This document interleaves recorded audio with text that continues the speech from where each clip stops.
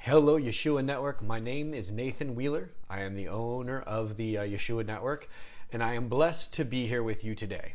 I am blessed to be here with you today for more than one reason, and some of those reasons are quite big. On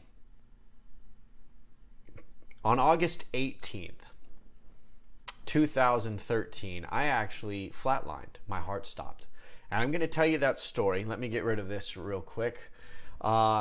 I'm going to tell you that story today because today is Testimony Tuesday. And we've been doing this Testimony Tuesday here at Yeshua Network for a little while.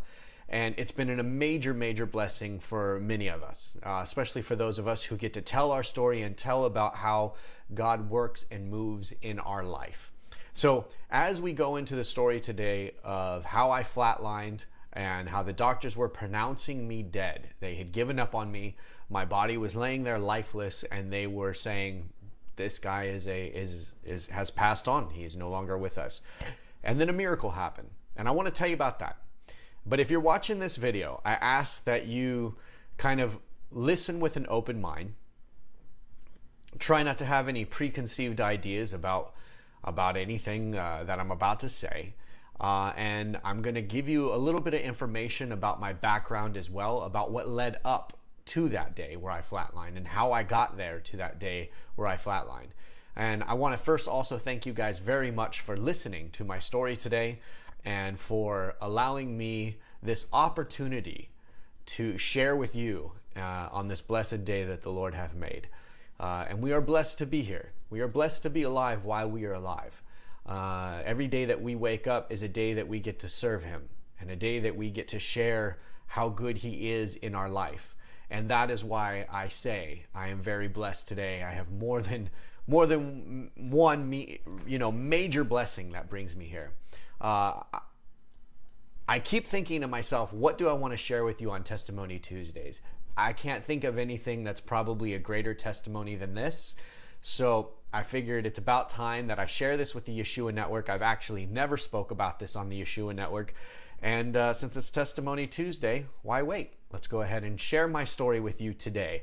Also, you're going to learn how Yeshua Network even came to be, because that's part of the story of my what they call a near-death experience. Although I don't like to call them a near-death experience, because for me it was a death experience.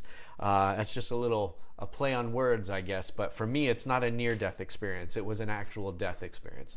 But obviously, the Lord sent me back, and here we are. So again, my name is Nathan Wheeler. I am the owner of the Yeshua Network. Yeshua Official is our Facebook page, as you saw in the beginning credits. If you're just logging on and you didn't see that, that's okay. You can always go back and watch the beginning of this video. And if I remember to, I'll try to show the logo and the hashtags and all that kind of stuff, or the links, the HTTPs at the end. So I myself was not always a believer. I did not grow up in a family that really believed in God. We talked about God, and my mom and my dad would say there is a God. They took us to church when I was very young, because they thought it was good to install morals. I don't know if anybody else out there has ever gotten raised in that kind of house environment where your family wasn't exactly passionate about God. They weren't trying to explain to you why there is a God, or why God's salvation is important to you, or anything like that. I grew up in what I like to call a Christmas and Easter Christian family, meaning that the only time they really ever seemed to talk about Christ or God was during Easter and Christmas. That was the world I grew up in. I grew up in San Diego, California, and the only time really that people went to church in the neighborhood I grew up in was when there was a funeral, a wedding, Christmas, or Easter. That was it.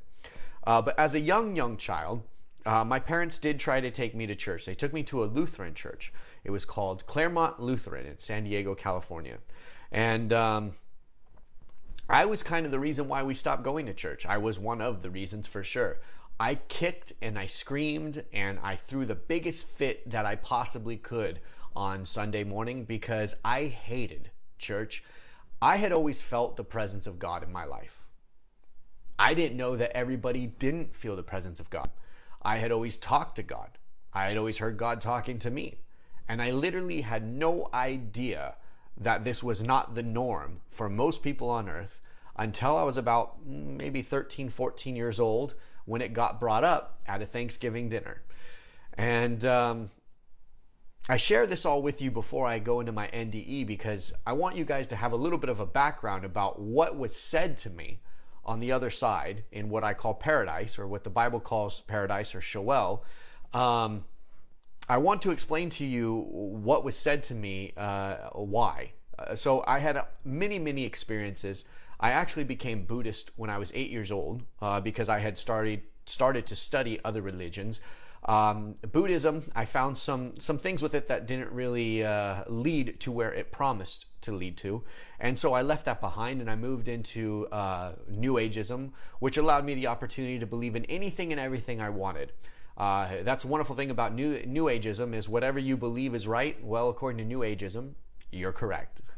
So if you believe that your cat is God, well, according to New Ageism, you're correct. So there were certain things I obviously didn't want to... I couldn't relate to in New Ageism. I was more like there were avenues of other religions that I could click with, that I related to, that I found to be true based upon my experiences. I didn't just read religions, I practiced them. I had read every religious book that you could possibly think of, from the Quran to the Dharma to Buddhism to Taoism. I studied Confucianism, I studied Rumi, I practiced yoga, Tai Chi Chuang, Qigong, witchcraft, tarot cards, angel cards, the list goes truly on and on. I had really studied everything I possibly could. And I had tons of crazy experiences that I won't get into in this video because there's one super crazy experience. It was definitely the pinnacle life-changing experience for me. And that was on August 18th, 2013 at 7:45 a.m., which is super early for me, I woke up not feeling too well. I felt short of breath. I felt like life was leaving my body. My heart was beating so hard in my chest that my chest was moving. Like when you see those guys with big chest muscles and they can make them dance and flex and things like that. My chest was moving that much. But it wasn't because of my chest muscles. It was because my heart was beating so hard. It was causing my chest to dance. I sat up in bed, but I wasn't in bed. I was actually homeless at this time. It was one of the three, I say I was homeless 3.5 times. But this was basically the half time that I was homeless because I was sleeping on my friend's couch. I was actually living with him on his couch. So I call it a half homeless. But I was sleeping on his couch and I woke up in that morning and feeling this way. And as I literally sat up, I almost fainted. Going from my pillow to the sitting position was almost enough to cause me to faint. My cell phone was on the table, the coffee table, which was next to me. I reached out and I grabbed it and I started to just focus. And I started to flex my muscles, like my stomach muscles, to try to push blood back up to my head so I would stay conscious. I had no idea what was going on with me. I didn't know what was going on with my heart. I had other heart experiences where I had fainted. I fell right on my face in the kitchen once. I just was walking, blacked out, boom, fell right on my face. There was all sorts of just really bad experiences over the course of 2 years, and it kept getting worse and worse.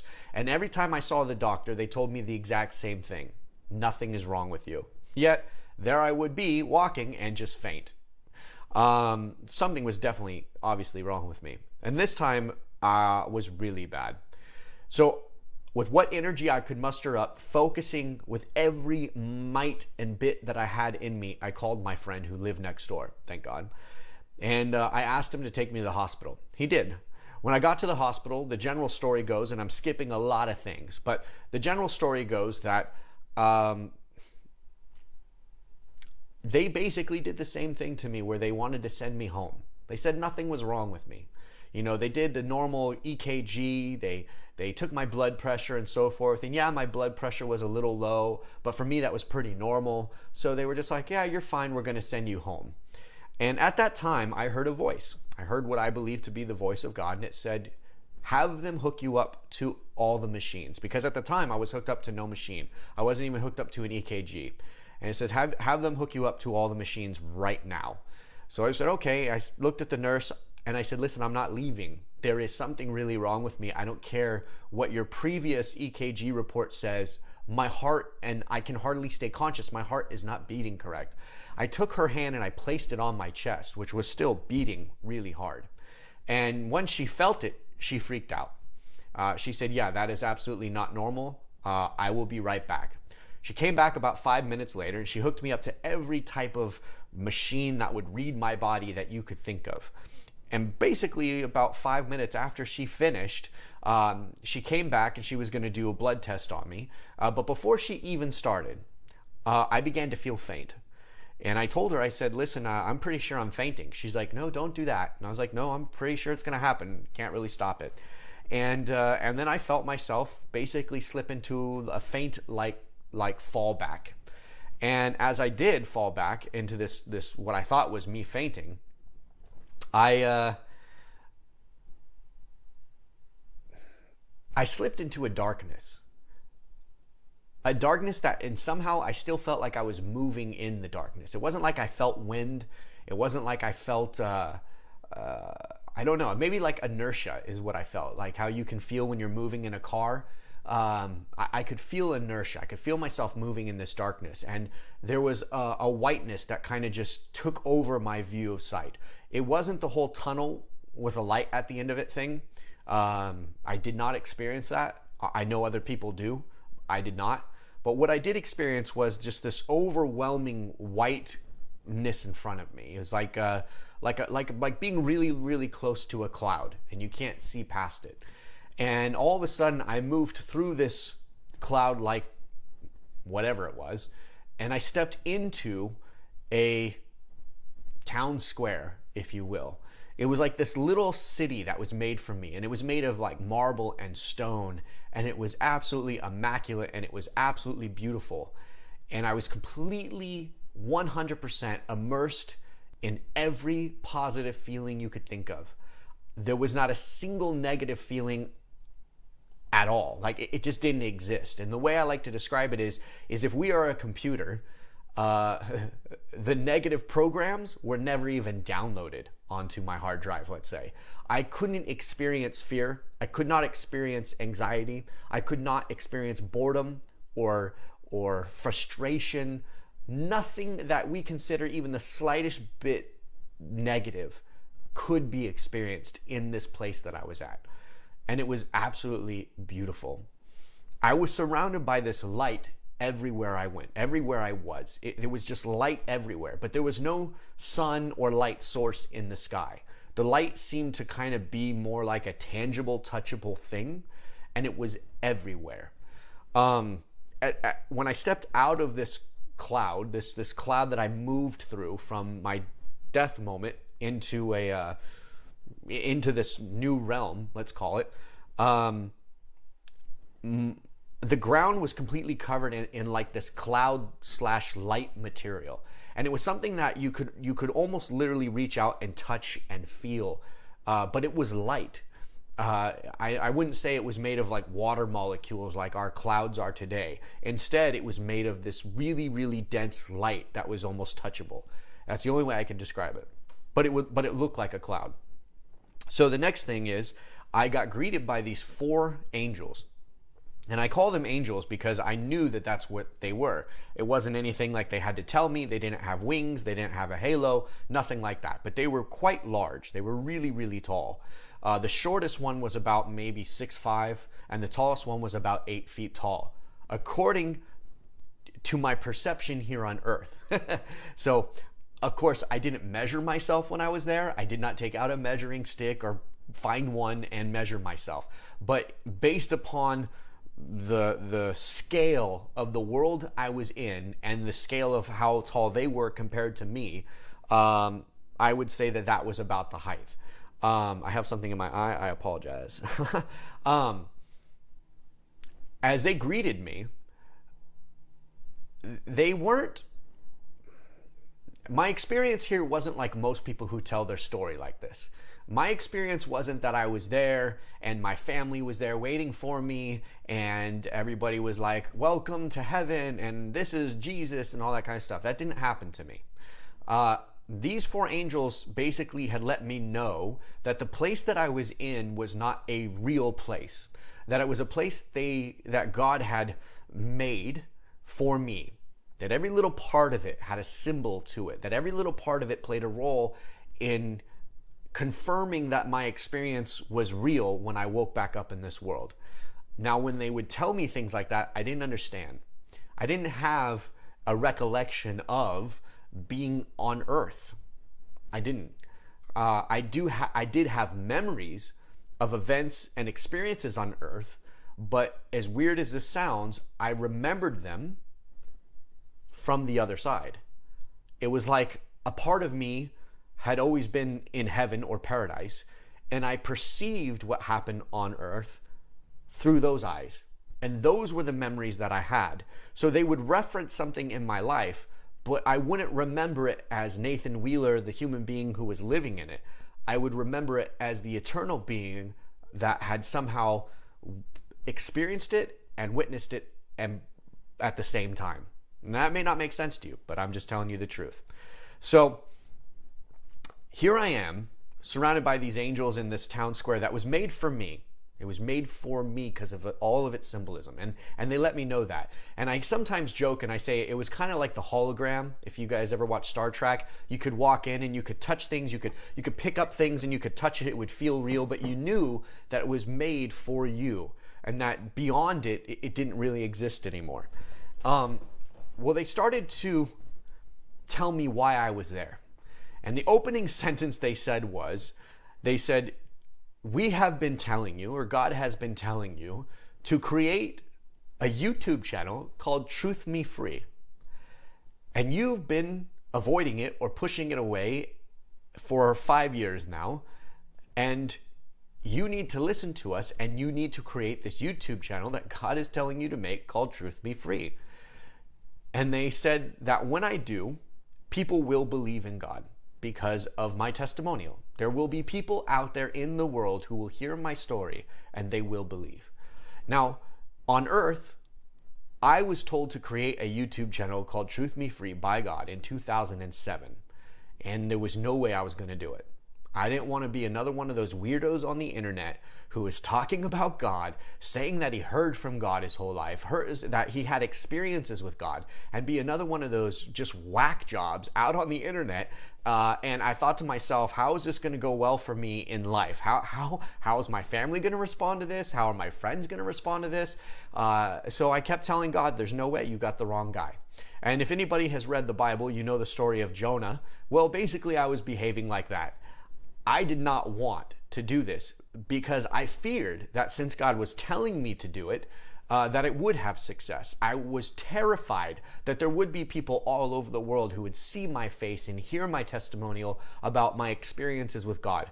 So that sounds like a good thing to maybe those of you who are watching this video now. But for me, this guy, when YouTube was new, and YouTube wasn't a big thing at the time, except for a bunch of weirdos and people who made stuff at home, like, I don't know, do it yourself or whatever. It was not a cool thing. It was not a good thing at all. So I was freaking out. And I just kept telling God no. It got to the point where it weighed so heavy on my soul that I actually asked my brothers and sisters in Christ to pray for it to go away. I actually asked my brothers and sisters in Christ to pray for God to choose somebody else. Well, the angels recalled all this at my opening greeting of them, and they said, do you think that everything that you experienced in your life was for you? It wasn't. It was because God knew that one day you would share those things, and when you do, people will believe. And of course, on the other side, like I said, there was no such thing as fear or anxiety or anything like that. So once they told me that, I just absolutely had 100% belief and truth, and there was no resistance to what they were saying. I was like, oh, okay, absolutely, sounds good, I'll do it. And then they began to walk with me. And I should point out early on here, so you have a visual, one angel was, like I said, about 6'5", maybe 6'6". Another one was about 7 feet. Another one was about maybe I don't know, 7.5 feet, and then one was like 8 feet. There was one that was like significantly stronger and bigger, and he was the only one with a beard. He was kind of older looking. The other ones were kind of like mid-30s, and well, looking. I don't know how old they were. I didn't ask them, but they looked about what we in modern time would say around mid-30s, right? One of them, the second tallest one, was maybe like in his 40s. So it was weird. It was almost like the older you got, the taller you got. I'm just telling you. That's what it looked like. So this older guy who was kind of looked like one of those really strong old men who like work out, but they're like still old, but they're like super ripped, kind of looked like the Rock kind of body, but he had this huge Santa Claus like style beard, a white beard with two black like little peppery stripes down the front with like a white center. Anyways, he was like obviously definitely the boss man. And he's pretty much the only one that really talked to me. We started moving through this town square. And as we did, we moved to an area where that light cloud on the ground, like we couldn't see our feet at first, but there was a time where there was this light cloud thing where I first entered into this realm. It kind of opened up and I began to be able to see the ground. And the first place that they took me was this town square, which is really, really strange. Because in America, we don't really have town squares. I mean, we do in some of our old towns, but it's not like in America we still use town squares or anything like that. If people are going to gather, it's either going to be at a concert hall, a theater, or a mall. We just don't use town squares. So for me to see this town square was really kind of interesting for me as Nathan Wheeler on Earth. But they showed me this town square, and there was something very important about it. It was empty. It was only me and the four angels in the town square. And there was a pattern on the ground that was like made of squares and diamond and triangles. And it created like a square / star looking thing in the ground. I wish I was an artist because I would love to draw it for you. But there was a symbolism and an importance to this town square. And basically what the angel was telling me was that I would be part of gathering people together. But they wouldn't gather necessarily like in physical. They wouldn't be physically gathering together. And that's what they were trying to explain to me. They were trying to say that all the moments that I would share in my life where I experienced God, and they ran through many of them, which I won't go into detail with you on in this video because it would be quite a long video. But they ran through these really key moments. And they said that as I shared each moment, it would affect people in a certain way or a certain person in a certain way. And they said, that's why you have to share this. That's why God allowed you to experience these things in your life. And we had to kill you to bring you up here because you weren't believing that you were really hearing from God. You weren't believing that God had really chosen you for this or that he really was speaking to you. You doubted. And he even said it, and I'll never forget it. He goes, how could you doubt with all the things that you experienced? And of course, again, there was no negative feeling about me. I didn't have any shame. I wasn't feeling like I had done something wrong because that would be a negative feeling.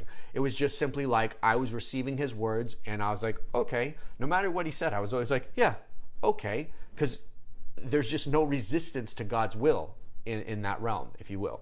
So we go through this whole process and you know, I've never told this part before, but I think it's okay for me to share this part with you guys. For those of you who know me from the Truth Me Free series, which is on YouTube, I obviously ended up doing it. I left this part out intentionally, but I think today's a good day to share it. One of the parts of this town square that we got to was this giant white wall that was like a gate. It was like a cloud. It wasn't like made of stone or anything like that. It was like made of this light cloud material.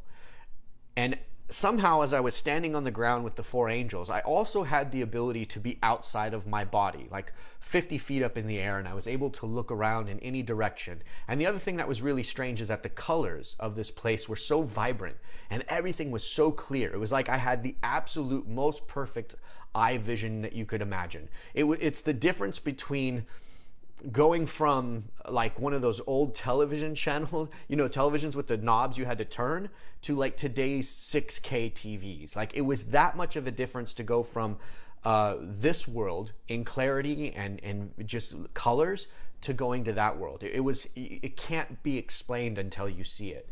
And that was something I first noticed. And then there was a mountain range that was really far away over to the left. Well, we're facing the gate, so it was over to the left.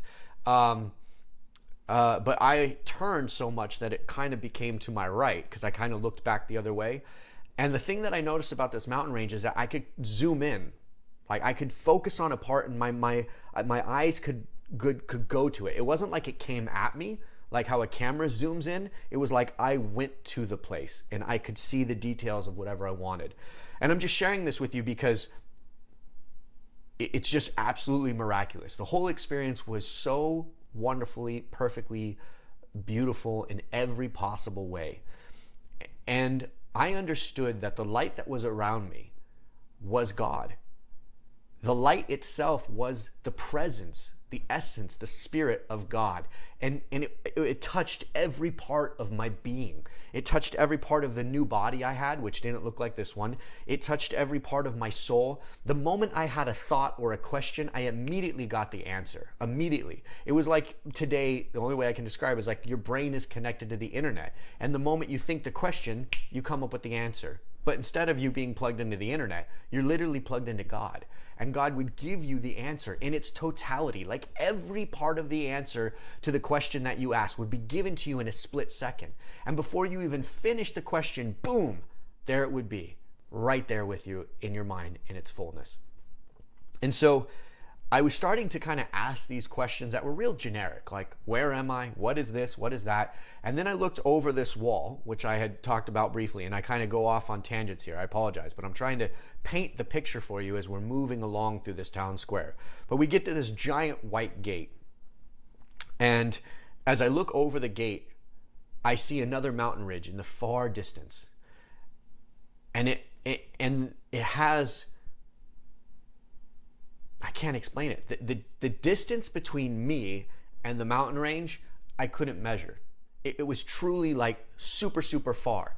But the mountains were so big that the scale of it is, I couldn't tell you how far away it was because I knew that the mountains were huge, like probably bigger than anything on earth that we could describe. And between me and that mountain range were just souls. For as far as the eye can see. So from that gate, if that was like the beginning, then to the left, so if the mountain range is like this, it just, if this is the mountain range and it went back and all the mountains and yada yada, then the souls would line it up facing the mountain range for as far as the eye can see. It was wide as far as my eye could see. And it was just filled with souls. And the thing that I found interesting is that the souls had different colors to them. And I never took importance to that until later when I woke up. But maybe one day I'll share that with you, that what God had later on shared with me of the difference of colors of souls. Nothing of it was bad or good or nothing like that. It was just that people had kind of different places in heaven based upon the color of their soul. And they were all facing the direction of where God was, and they were worshiping him. And it was so awesome. It was so unbelievably great and massive and wonderful, and my soul just felt finally home. Hard to talk about it without getting emotional, to be completely honest with you. Then the angels kind of pulled me away from that.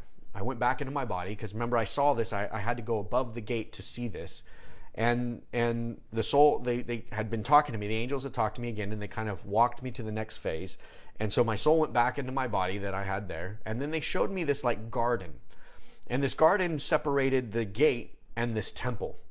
And the garden had like a walkway that went up like 3 levels. So you would walk in and there would be a level, and it would turn around, then it would walk in, and then it would go, and then it would reach this top level, which was the base of a temple. And the temple looked a lot like King Solomon's temple. And it was amazing. It was like this pure marble, perfectly cut, perfectly clean. There wasn't a dust speck in this whole realm. And then there was these 2 twisted golden pillars on the top. And it had a flat roof. It didn't have like a pointed, it wasn't like a spire, nothing pointed. It was a flat roof. Just like King Solomon's, or Solomon's temple in Jerusalem. It looked just like that. At the top, it had 2 leaves and 2 olives on both sides, right above the twisted gold pillar. And my eyes focused on it and kind of zoomed in on it. And I knew, it was like a little voice in my head that said, take a mental picture of this. It's important for you to remember. So I did, obviously, and that's how I'm able to tell you. And then I kind of backed down and we went down the stairs that were the front of it. And we ended up back basically to this place where I had originated. And as I did, now the angel had become finished with going through all the moments of my life that I experienced God. All the moments of my life where I meddled with other religions and tested other religions and had experiences. He had gone through all these things that I experienced in my life, recapping them and pointing out the importance of them in telling my story. And he looks at me and he stands over me. And at this point, I have the three smaller angel guys, right, with no beards. They're standing on my right.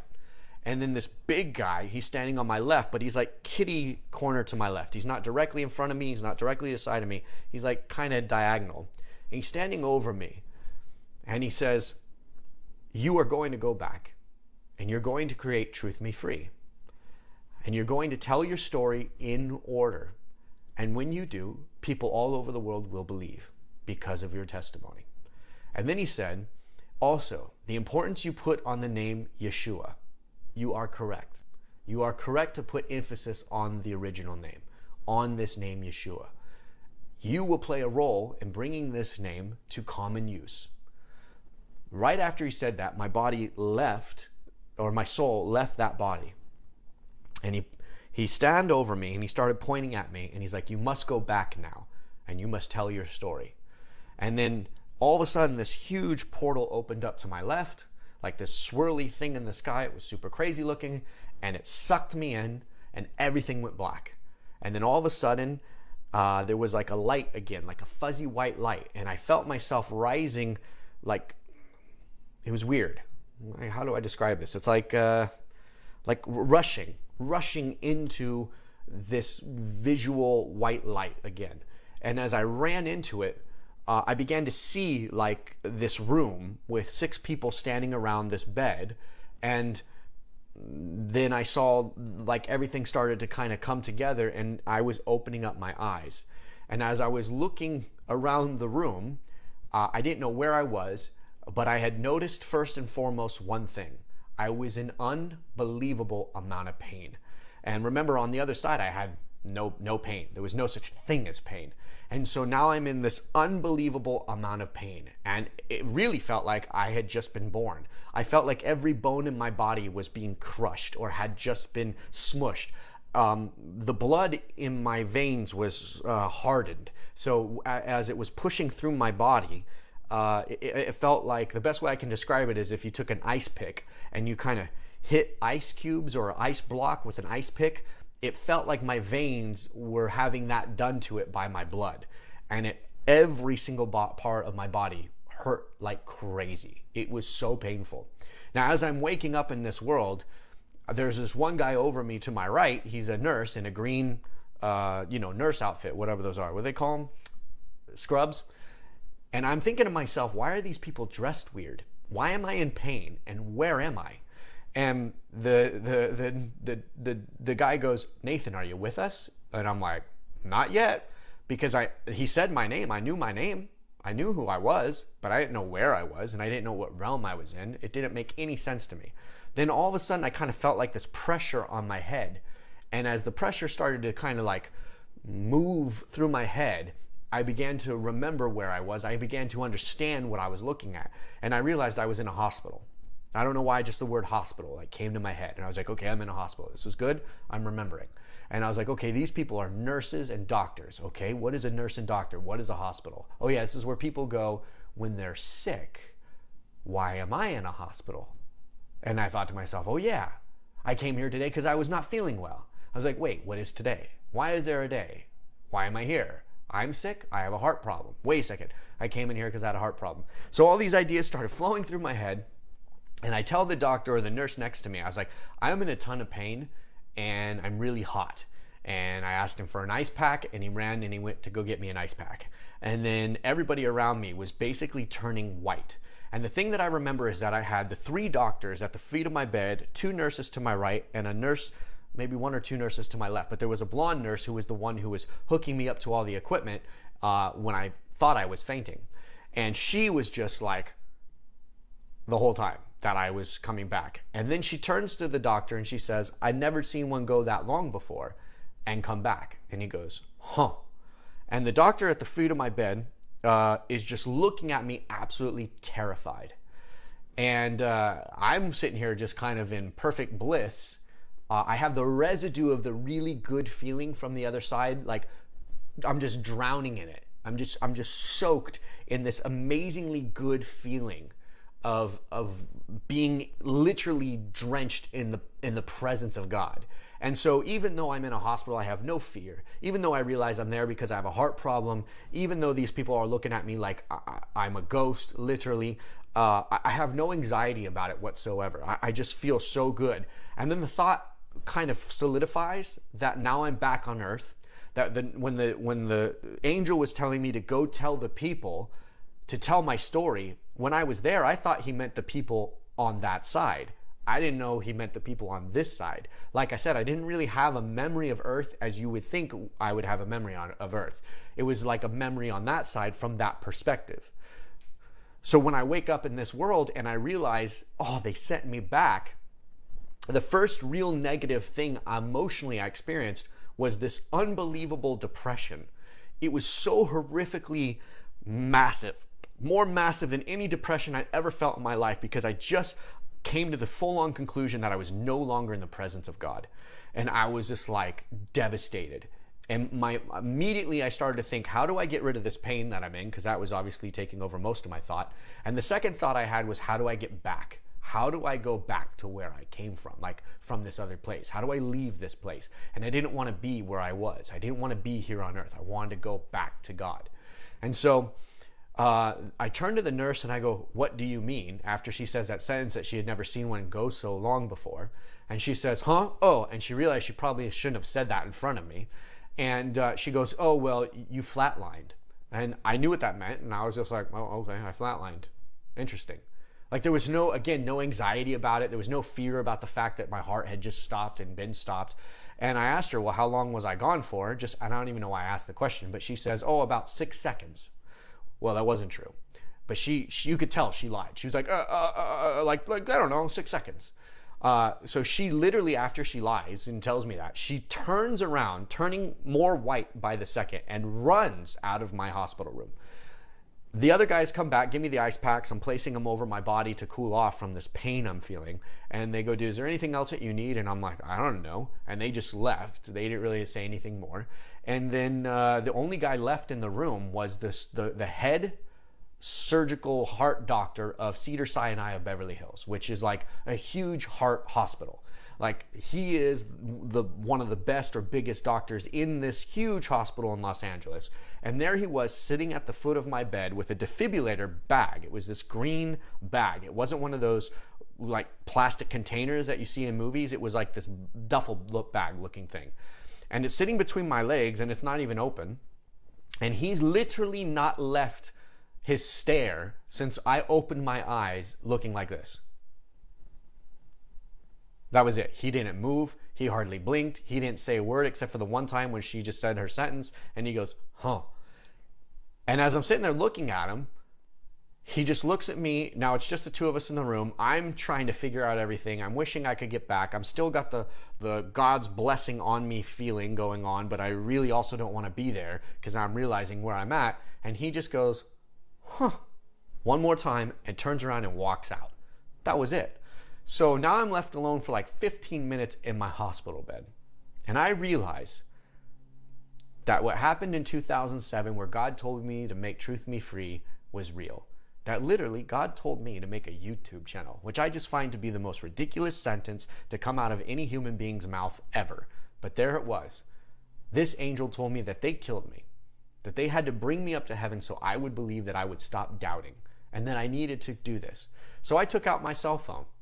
I turned it on and I started to tell my story from the hospital bed as soon as I could. And that video is online today at Truth Me Free on YouTube, so you can watch it. Now, what's crazy is that I ended up going home later. I'm gonna not try to skip ahead. I'll come back to what happened to me in the hospital here, but I ended up going home later after I got out of the hospital. and I got in front of my friend's camera because I didn't even have a camera to make a YouTube video with. I didn't even know how to make a YouTube video. Well, lucky for me, one of my friends was a YouTube videoer or YouTube personality, whatever. And she let me use her camera at her house. And she had her bedroom wall was like super girly. It had like, I don't know, stuff on it. So I asked her if I could use a blanket of hers that was sitting on her bed, and I nailed it to the wall, and it was this like dark brown blanket. And that's what I used as a backdrop. And then she put her light on me, she put her camera on me, and we broadcasted. And that's the video that's up today. And it now has about 1.4 million, 1.5 million views. And that was in 2013. Well, little did I know that by me following the angels and God's commandment to make truth me free, that it would eventually lead to me standing before you today, live in this video, to an audience of 2.8 million people currently subscribed to Yeshua Network. And my Truth Me Free page has 10,000 subscribers. My YouTube page or channel has about 35,000. And the videos have been watched millions of times. And almost all my series, which I call it a series because I go through all those moments that the angel went through on the other side and broke down, and they said, you have to tell this part, you have to tell about this, you have to tell about that. So as of right now, out of a 10 kind of chapter series, we're on the 9th chapter. I still have the series being made, I'm still working on it, and the story is about, actually, even though we're in the 9th chapter, we're pretty much just barely past the center mark, because there's a lot more to come. And little did I know that while I was doing the series, by the time I got to about video number 8, maybe beginning video number 9, God presented me the opportunity to create or be a part of a page here, Yeshua Official. And God gave me Yeshua Official. He gave it to me. And I've never paid for any advertising. I've never paid for anybody to like it. I've never paid for anybody to come on here and subscribe to us or anything like that.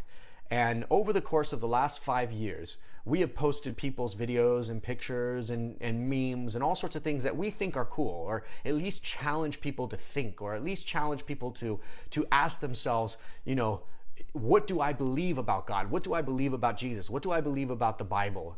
Where is my faith really lie? And we've tried to present all sorts of spectrums of videos. And over the course of the last 5 years, Yeshua Network has been responsible. I've actually gotten emails from people whose videos or memes, or basically mostly videos, to be honest, that we posted, those people have now become like touring evangelists. They have millions of subscribers and millions of people who see them. And some of them have their own churches because we helped bring them to being known here on Yeshua Network. And it wasn't anything that we did intentionally. It was just simply that we were trying to do what God commanded us to do. And I've always tried to be a good steward with both Truth Me Free and Yeshua Official. And what's funny about the name Yeshua Official is that, you know, when you have the official, and Facebook has given me the official stamp. This is an official Facebook page, which means that if Yeshua HaMashiach himself was on earth right now, this would be his page. And just as the angel said, this is growing. And now there are pastors and ministers and people all over the world who use the name Yeshua from the pulpit instead of Jesus. And the angel said that that would be a role that I would play. And this has absolutely manifested and has absolutely happened. And you guys are part of it. And nobody has ever been told this story, not even the people on Truth Me Free. I left this part out. I never shared about what I saw on the other side of the white gate. I never really kind of fully explained, you know, how this has now manifested. I've never told this part of the story before. And as always, I like to pray to God and ask him, what do you want me to share on Testimony Tuesday? And this was what was heavy on my heart to share with you folks today. So, sorry, I'm having technical difficulties. Hopefully you guys can still see this. Give me 1 second, guys. I don't know why this is happening. I do know why this is happening. Ugh, fun times. know why this is happening. Okay. So, hopefully this is still broadcasting. It says it is, but hopefully it still is. Anyways, I am super blessed to be here. I am super, super blessed to have had the experience I did on August 18th, 2013, to have gone to the other side. But the reason why it happened was because I was filled with doubt. The reason why it happened was because I had grown up in a world where if you say that you believe in God or you specifically hear from God, you're crazy. You're a person who probably the society shouldn't have walking around in it. So I hid a lot of my gifts. I hid a lot of the experiences I had with God from people. I never shared them. But the moment that I obviously became bold enough, which took me dying, going up to heaven and being reprimanded, if you will, the moment that happened, it gave me the courage to know beyond the shadow of a doubt, I was not dreaming this. I was not making it up. And the part of the story I left out so far is that the doctor later came back, the doctor that didn't say anything, and this is what he told me. So now that I've told you this whole story, I want to tell you what the people on this side, the doctors and the nurses, what they saw. They saw a guy come in with a heart problem they could not detect. They saw a guy with a heart problem that the only way they could detect it was to physically take their hand and put it on my chest. But according to the EKG and everything there, it all looked normal. But they could see my chest was beating in a way that wasn't normal. They could see my heart rhythm was not normal. When I flatlined, something very strange happened in the hospital. They lost or could not find any of the defibrillators, which is the thing where they shock you and bring you back, basically. They couldn't find it. Later on, the doctor would tell me when I met with him at one of my later counsel meetings and things like that, he said, we couldn't find any defibrillator bags. And your story of what you say you experienced on the other side is very interesting to me.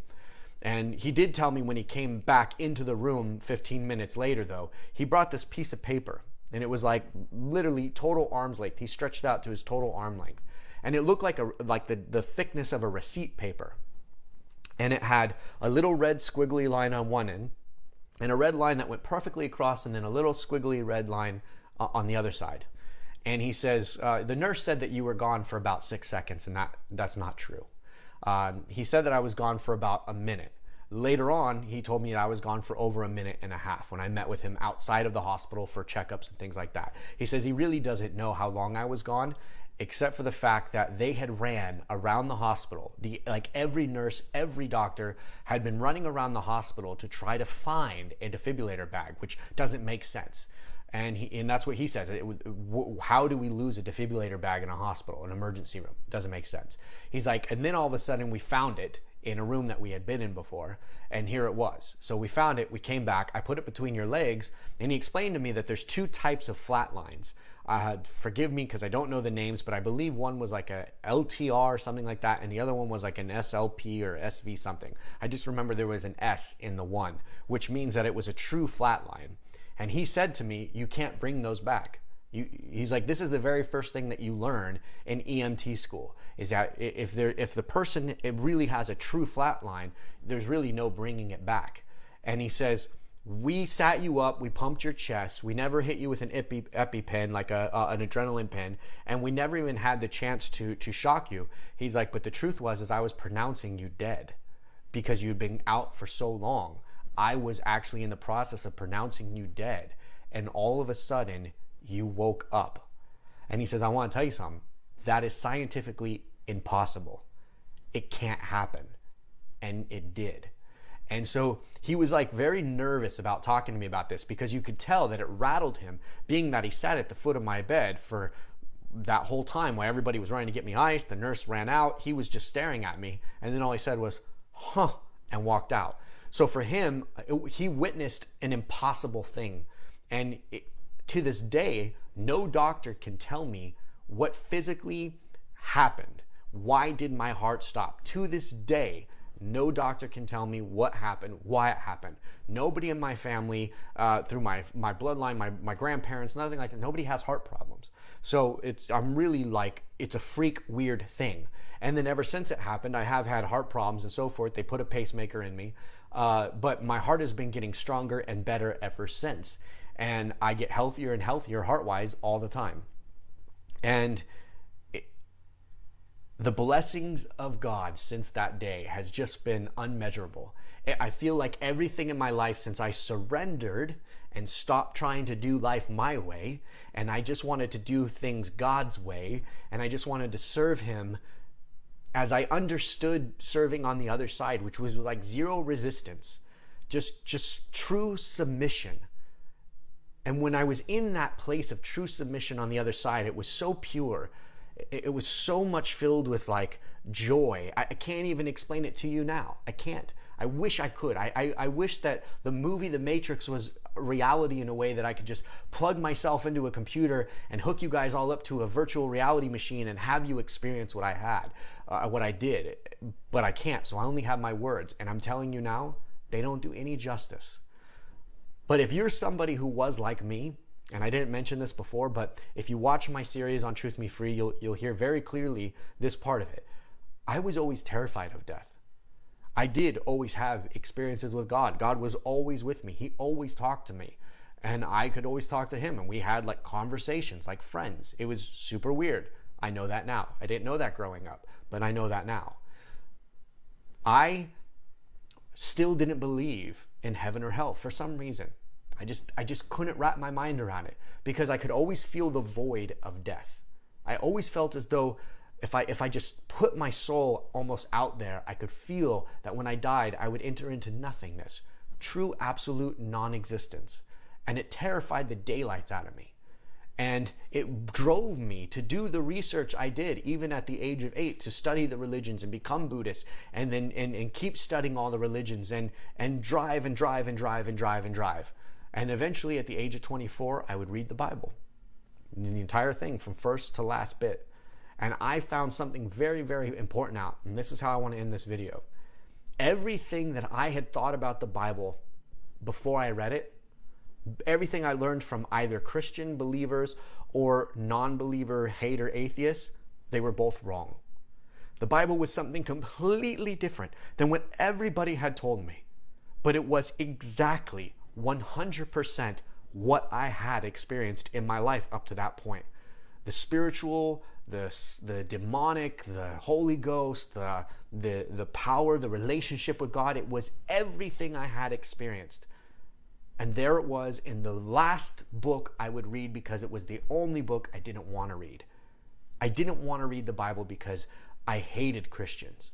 I hated Christianity. I hated the Bible. I just hated everything to do with this God of Jesus, because I had witnessed such horrible hypocrisy growing up as a kid in that one religion. All other religions, I didn't see that level of hypocrisy. I didn't see that kind of, I say I live this way, but I don't.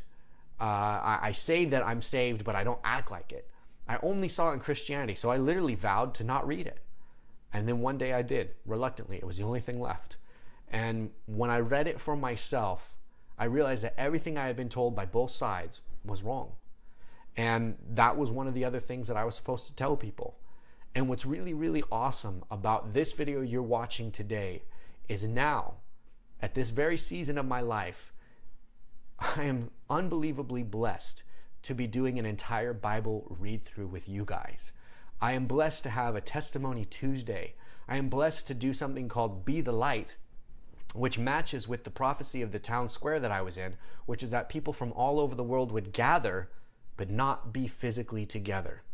There were so many things that I was told on the other side, you guys, that I can't really go into detail with because my story's not done being told, but there's so much stuff that's already manifested and come true. And I am so blessed to be here with you today because God is real. Because Yeshua HaMashiach is indeed Yahweh in flesh, and because He is indeed the reason why we can come to God boldly through His salvation. He is indeed the one who will return for His bride, and He is indeed the one who will raise us from the grave. He is indeed the one who sits on the throne on the other side. He is indeed my Lord and Savior.